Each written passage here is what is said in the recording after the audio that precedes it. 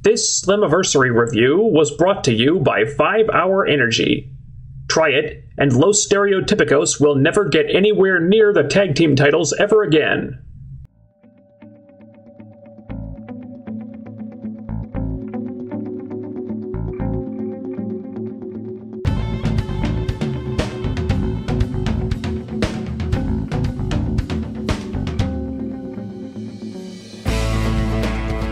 Slammiversary was a strange pay-per-view. Parts of it were missable, parts of it were good, parts of it were really good, parts of it were surprising, and a lot of things I wanted to happen happened, though some of them not in the way I was hoping for or expected. I don't have a good segue into this, so let's just run down the card before we get to the real main event that you're all just dying to see. I damn sure know I am. Ultimate X for the X Division title, Kenny King, Chris Sabin, and Suicide. There were not that many spots using the cables here, and that was actually a relief. I was more nervous than excited for this one because I was afraid putting Sabin back in the Ultimate X so soon was way too risky. I was afraid he'd get injured again. My concern was just that the guy stays healthy this time. So when they decided not to kill themselves in this match, I was more than okay with that. So what we got was a more grounded than usual Ultimate X, which is not to say it was bad at all. It was a very good match, everyone worked hard. It just didn't feel like the Ultimate X gimmick was really necessary. And they never bothered to hype it beforehand, so if TNA wasn't gonna make a big deal out of it, I think what these guys did was just fine. I was happy with the match, and much happier that there were no injuries. I would have been cool with Kenny King retaining, but Sabin winning made for a great feel-good moment, and the babyface going over made the most sense for Option C. And Hogan coming out at the end endorsing Sabin like he did, that was a really nice touch, and made Sabin and Option C seem like a really big deal. So I figure Sabin can have a competitive match with Bully Ray as a way to transition him out of the X Division, and then Kenny King can just win the X title back. Works for me. Good way to kick off the pay-per-view. I had no complaints.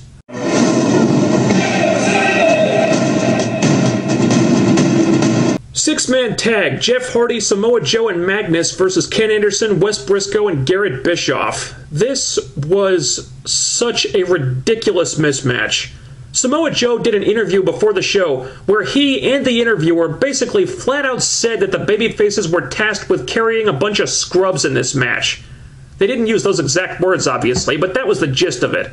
You never thought for 1 second that the babyfaces were not going to win this, and realistically, they should have won a lot more easily. And it wasn't even that great a match either. It was okay, if you don't mind Wes Briscoe botching the twist of fate, but it never rose to the level that a Slammiversary match should because, you know, Wes Briscoe and Garrett Bischoff. You guys suck.